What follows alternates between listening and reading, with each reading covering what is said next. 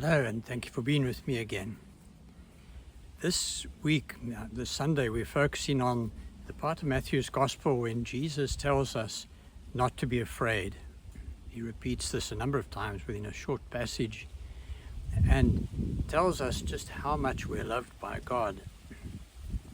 And so I thought what I would like to talk about is just how different our God is from what we're sometimes led to believe.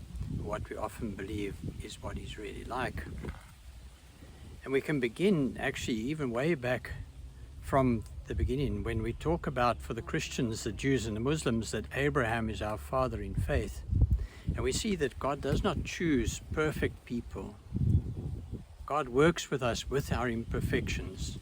If we look at Abraham, as I say, who was this figure held up as an example, we know that when his wife was unable to produce a son for him, and he'd been promised all of this offspring that would be more numerous than the stars in the heavens and so on, that he decided to give God a hand. And so he had a child with the handmaid of his wife, and that first son born to the handmaid was called Ishmael. And of course then his wife did fall pregnant, and she gave birth to Isaac, or Israel. And we know that the outcome of that has been ongoing, because Ishmael is the origin of the people who are now in the Middle East, who are mainly Muslim and so on. And of course Israel is the father of the nation of Israel. And we know that there's still problems going on from that decision of Abraham's to give God a hand and help God's plan to work in case God didn't do it on his own. We see characters like the great King David in the Old Testament, who was one of Israel's greatest kings, and yet we know about his actions when he spotted his neighbor's wife having a bath and fell in love with her, had her husband put in the front line of the next battle so that he would surely be killed, and then took her as his wife. And only afterwards, when the prophet spoke to him and explained what he'd done, he was very remorseful about it. But we see again imperfection even in the great characters. Of course, in our own times of the New Testament, we see the same thing, where we had Peter, who was to be the rock on which the church was to be built, who not only denied Christ 3 times between the Last Supper and his crucifixion, but was also among the apostles who were not present at the foot of the cross. The only one at the foot of the cross was John, and that probably because he was so young.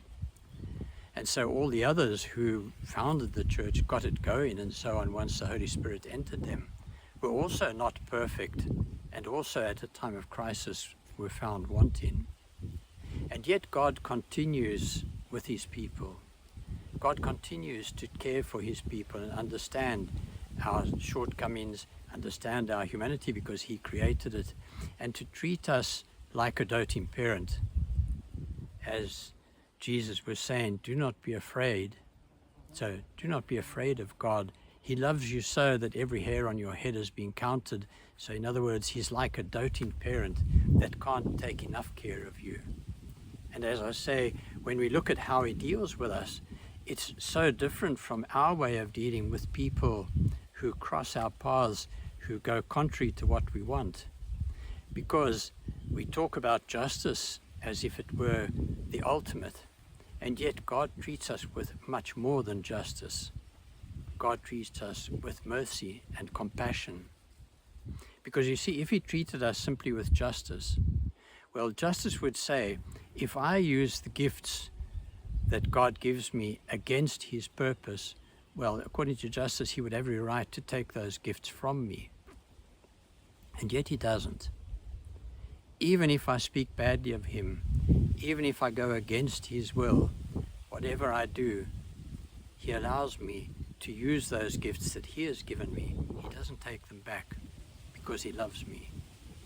And this is the God that we have, that we need to think about, that he obviously has in mind for us a plan that is so much greater than anything we could think of at this time, because we just don't have the frame of reference to imagine what he has in mind for us after this, as we read in the scriptures as well, when they talk about the hidden wisdom of God that no eye has seen nor ear heard, and that is beyond the mind of man. And so we know that there is this huge plan God has in mind for us. He dotes on us. This is what Jesus is telling us, that we are not to be afraid of him. We are to know that we are loved. And that actually the fact is we are not called to obey God to avoid suffering. We are called to obey God because that is what will give us a good life. That is what will help us to grow, to be in a position to move on to the next phase of whatever this great plan is that God has for all of us. And so I hope, with a bit of help, perhaps also from the methods of prayer that I spoke about last week, that you too can grow closer to God in your life, and that you too can find your path more truly, so that when you come to the end of this journey, you will be ready to move on to the great things that no eye has seen, no ear has heard, nor has ever entered the mind of man, that God has in store for you. And may God bless you. Thank you.